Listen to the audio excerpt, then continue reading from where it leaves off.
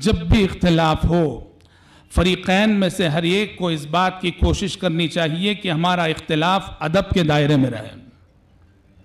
اختلاف جب ادب اور اخلاق کے دائرے میں رہے گا تو یہ امت کے حق میں مفید ہوگا، اور اختلاف اگر ادب کے دائرے سے باہر نکل جائے تو اس کو جدال بننے میں دیر نہیں لگتی، اور اختلاف اگر جدال بن جاتا ہے تو کتاب و سنت میں اس کی جا بجا مذمت کی گئی ہے.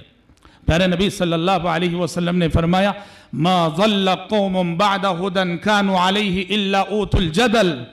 ہدایت کے آنے کے باوجود، سامان ہدایت رکھنے کے باوجود جو قوم گمراہ ہوتی ہے اس قوم کے اندر جدل کا مزاج ڈال دیا جاتا ہے، جھگڑے لڑائیاں ہر طرف. اور آج امت مسلمہ کی صورتحال یہی ہے کہ ہمارے بہت سارے اختلافات ایسے ہیں جو علمی دائرے سے نکل کر جدل اور جدال کے دائرے میں داخل ہو چکے ہیں. پیارے نبی صلی اللہ علیہ وسلم ایک حدیث میں فرماتے ہیں انا زعیم ببیت فی ربض الجنہ لمن ترک المراء وان کان محقا. میں اس شخص کو جنت میں ایک محل کی ضمانت اور گارنٹی دیتا ہوں جو حق پر رہتے ہوئے بھی جھگڑا کرنے سے پرہیز کرتا ہے، حق پر رہتے ہوئے بھی جھگڑا کرنے سے گریز کرتا ہے.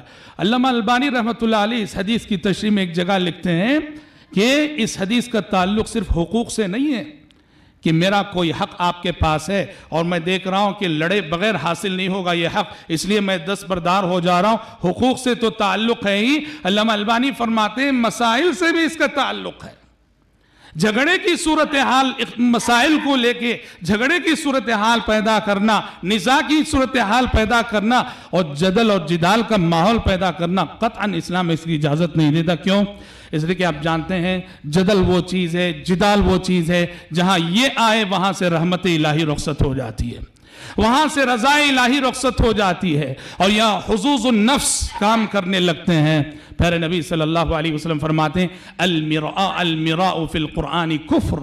قرآن کو عنوان بنا کر جھگڑنا کفر ہے. اور پیارے نبی صلی اللہ علیہ وسلم کو شب قدر کا علم دیا گیا اور جھگڑے کی وجہ سے یہ علم اٹھا لیا گیا. اور اس سے بڑی بات کیا ہے کہ آپ صلی اللہ علیہ وسلم فرماتے ہیں اقرأوا القرآن ما اختلفت علیہ قلوبکم. اقرأوا القرآن ما اختلفت علیہ قلوبکم فإذا اختلفتم فقوموا عنہ. قرآن پڑھو، قرآن کا درس دو، قرآن کی تعلیم دو جب تک ماحول میں اتحاد ہے، وحدت ہے، اتفاق ہے. اگر قرآن کے حوالے سے اختلاف کا ماحول بن رہا ہے تو اٹھ جاؤ وہاں سے، فقوموا عنہ.